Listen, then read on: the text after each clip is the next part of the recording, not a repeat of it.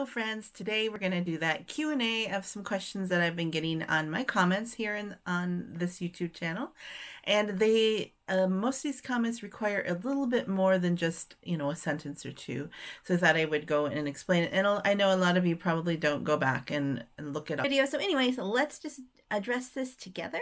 Keep in mind, I have only been selling postcards since about June last year, so I'm still new.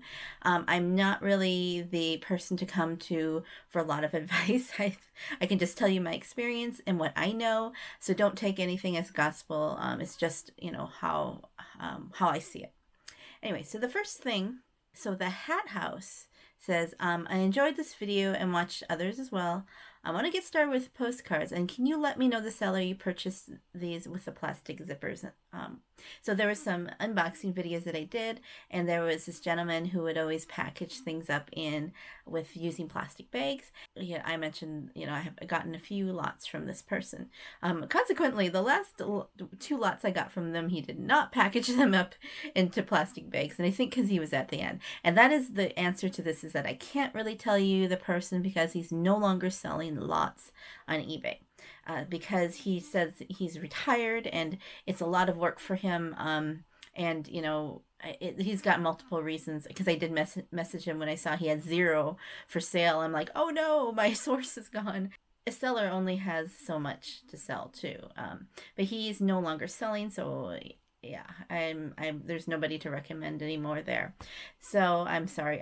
But there are a lot of other ones, a lot of other lot of eBay's listings that you can find.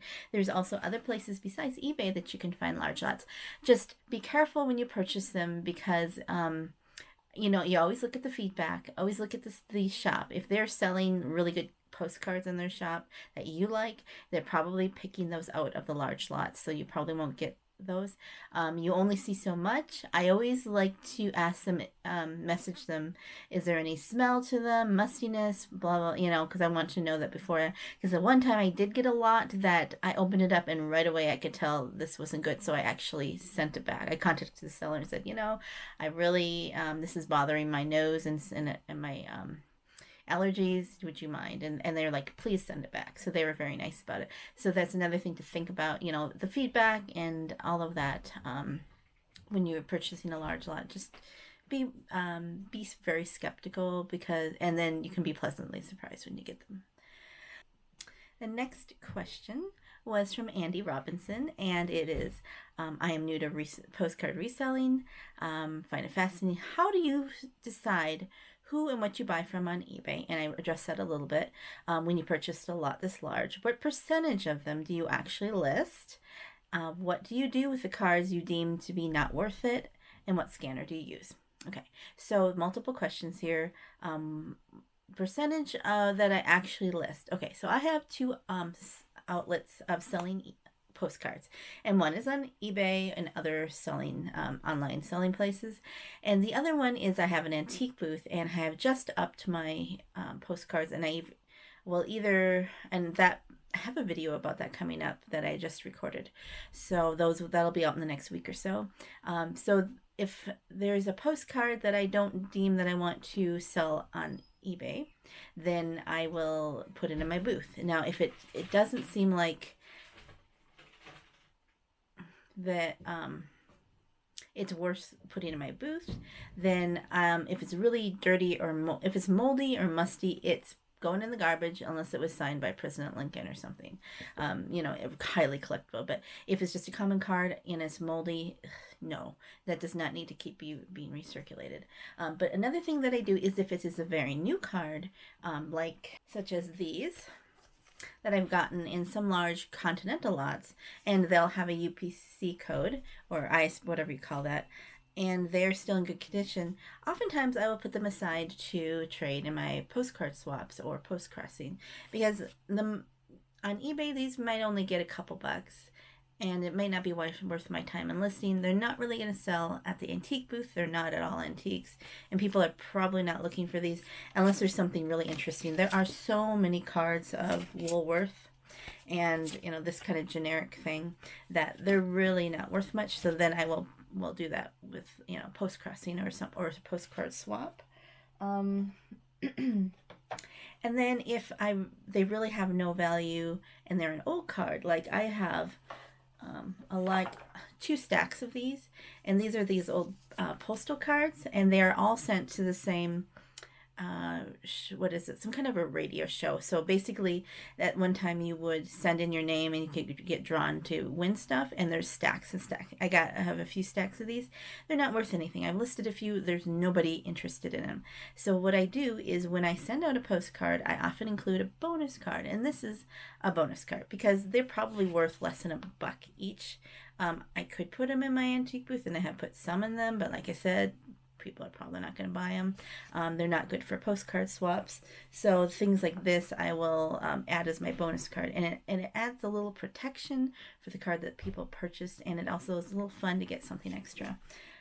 So that is what I do. And so I would say the large majority, probably 90%, I'm just guessing here, of the postcards I get in large lots I actually list online or in my antique booth.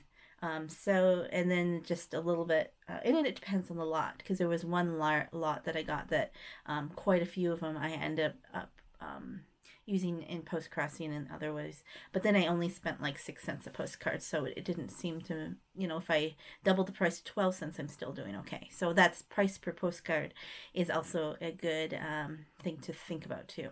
Okay, another question on there. Okay, what scanner do I use? I use the Epson ES402, and that I really liked it. It was reasonably priced. The only thing that I don't like about it is that when you add a margin on it, on the postcard image, I'll try to put an image up here of what my scan looks like. The only color option for the background I have is black and white. White does not work because if I have a white border postcard, it just looks like it's a bigger white border on it. And black kind of looks like it added a black border. I like Popeye Postcards scanner that has like the gray border. It looks a little more accurate for a background, but I just don't put a big background on it. I don't put a background color on it, but I do love the scanner, and it works really slick. It's been a game changer for me. All right, so S. Wilcox. How many postcards do you try to list a day or a week? Thanks. Okay, so I try to list Monday through Saturday. I take Sunday off, and I try to list 20 to 50 postcards a day, kind of. And my goal is to list about 1,000 a month ultimately. So, weeks kind of ebb. Some days I'm more busy at others, so I just kind of have a whole month goal. And I've showed you these bins that I have my postcards in. This is this month is March. I have done I have in the previous box, I think I started from about here to back, so I've almost filled up a whole bin full between this and the previous box of postcards, and so a little bit over one bin I think is 1,000. So and that is recently I've decided to do that minimally, because if I do 1,000 a month, then it's technically 12,000 postcard listings a year. But then if I sell about 9 to 10%, then the numbers go down of how many are in my shop. So that's a whole nother video, would be the numbers game with postcards. Wouldn't it be kind of like what I did with the antique booth math? And but I would like to list more than 1,000, because I want to get up to 10,000, and I think that would be a good number for me, because if I have with my chronic illnesses, if I have a bad day and I sold 50 postcards, that might be hard to do. So I have to also limit my ability, and I do have a backup in my husband if I really needed help getting out things, which is fine, but it's basically my shop. So anyways, long story short, I do get more by the month, but do break it down. And I do have to force myself sometimes not to list on Sunday, because sometimes I want to keep going. But I think everybody needs a day off, a break for the brain, and to be able to think and do something else. So, and a lot of times I'm listing in the evening when we're watching TV. All right, next question from Andy Robinson again. And how can you tell the postcard is a lithograph? All right, I asked another postcard reseller, Matt from Jackass Retro, what he thought. And he said that if it is not a photographic process and it's printed, then it's a lithograph. And so it's basically, for his mind, it's photo versus lithograph. A lot of times those old lithographs will have the dots when you look at it closely, and the photos don't. There you can use a loop or a magnifying glass to look really closely at the postcards. This is a lithograph, and if you would look closely at this with a magnifying glass, you would see little tiny dots, and that to me is a lithograph. I have gotten out a couple of my postcard books. Here, this one I got at an antique store. I think I got this one at an antique store too. So I've got a couple of research books, and I looked up online on a little bit of that definition of a lithograph. And some of the postcard definitions say it has to be, it has to have the dots.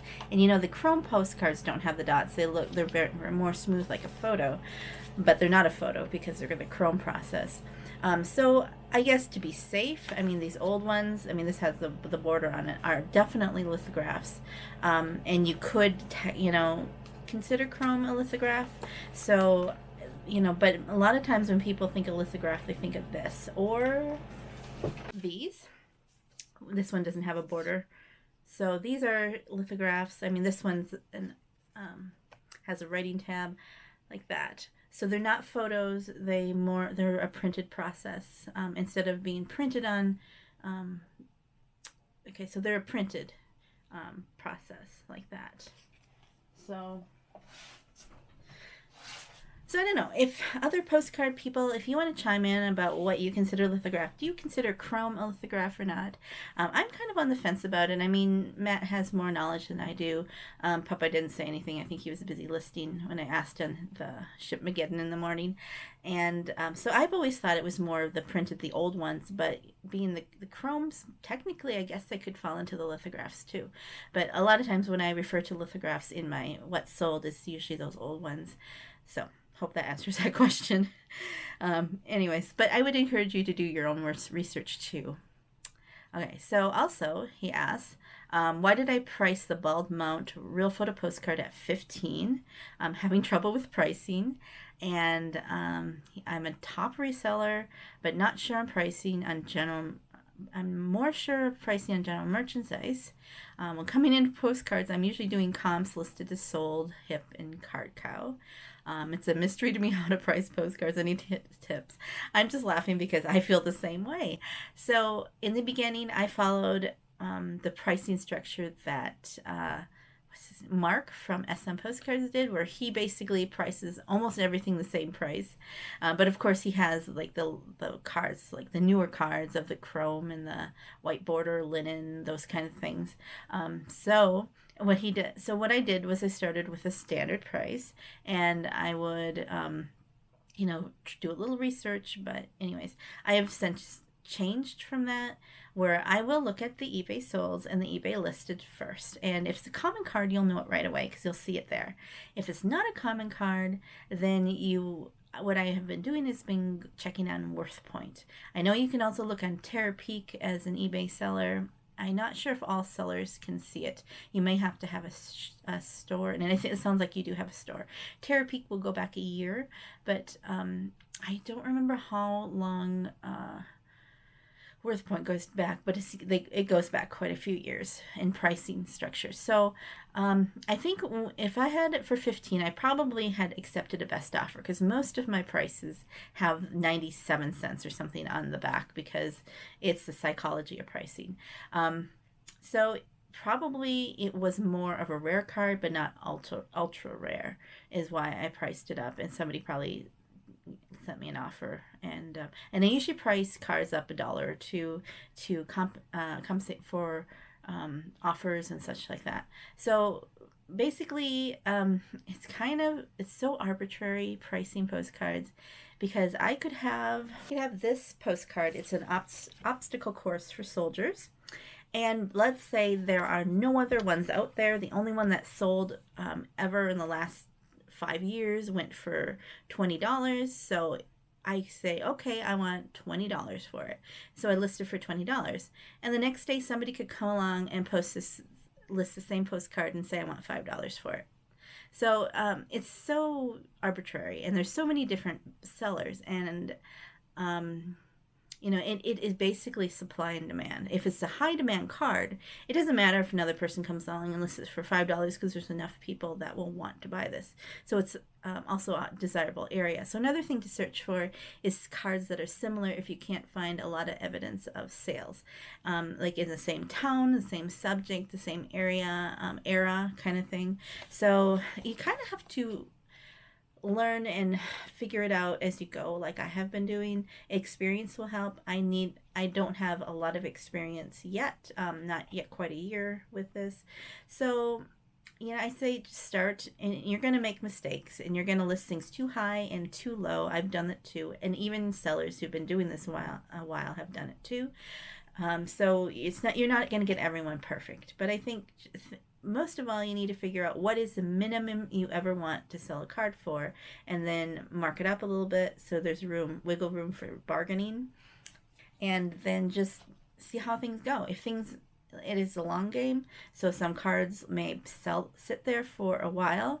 I have in my back here, my oldest card is number 5, and so probably cards 1 through 4 sold, or I took them down and relisted them because the pictures were old. Because I started off doing this on a flatbed, and some of the pictures didn't work well. Yeah, I think you just have to experiment and try it out, and just know that you're going to mess up.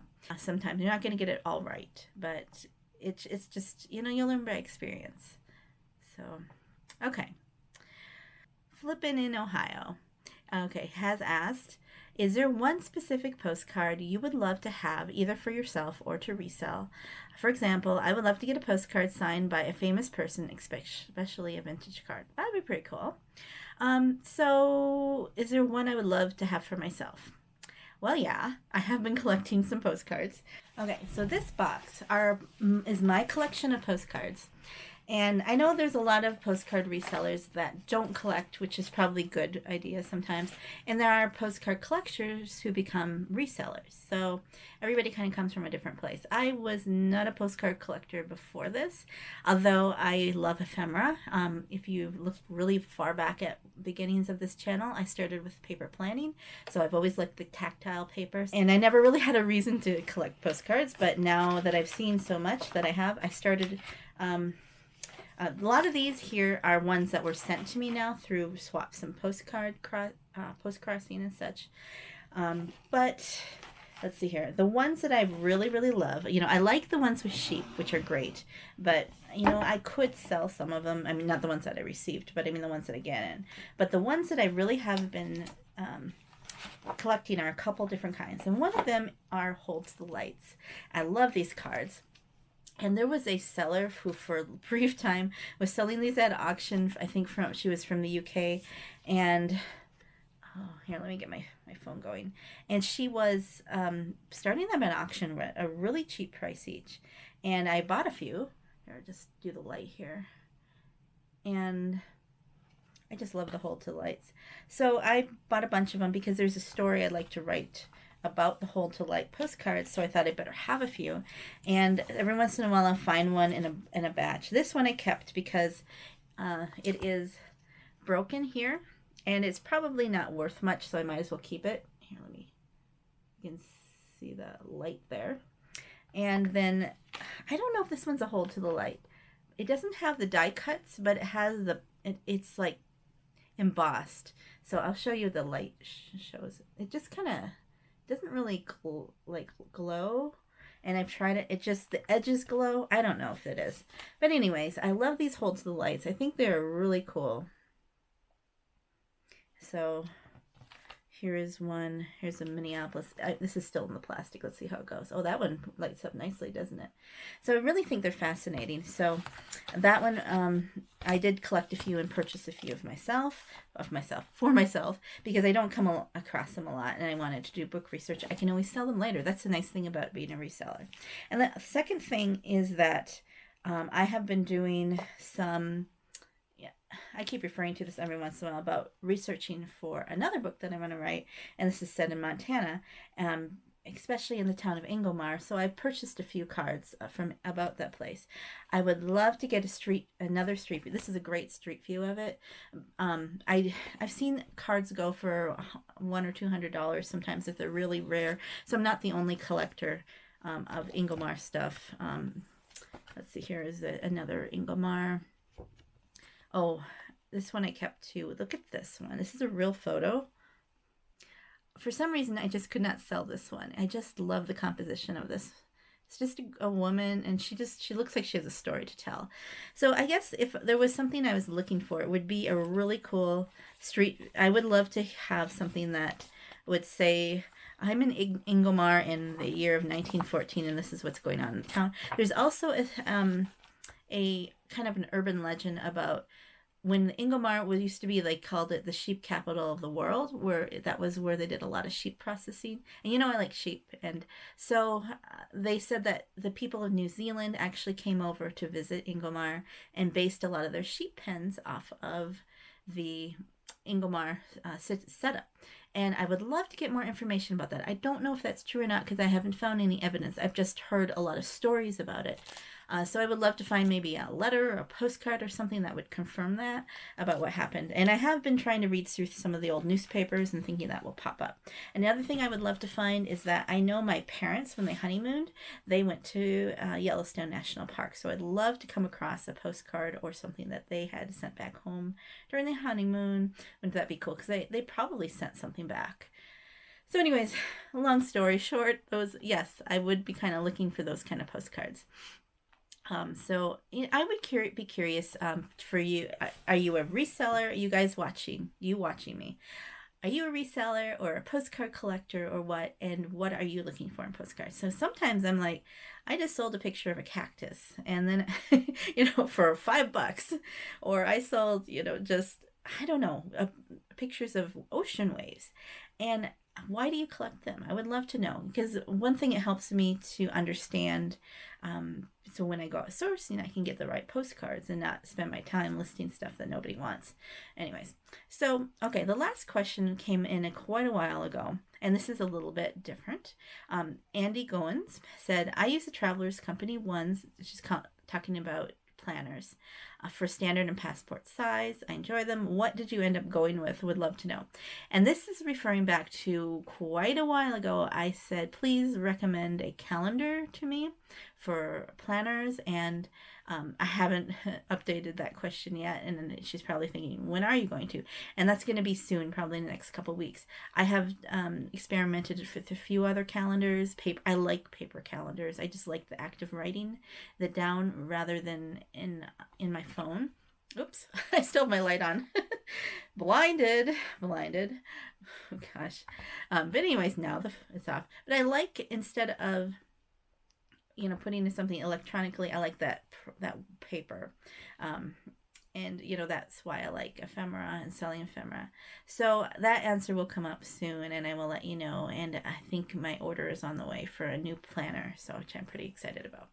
So if you have any more questions for me, you can drop them below, and I will start collecting more questions for another Q&A. I hope this was helpful for you and that you enjoyed it, and let me know what you thought. And if you have any questions, corrections, or advice, I would love that too, because like I said, I'm still learning.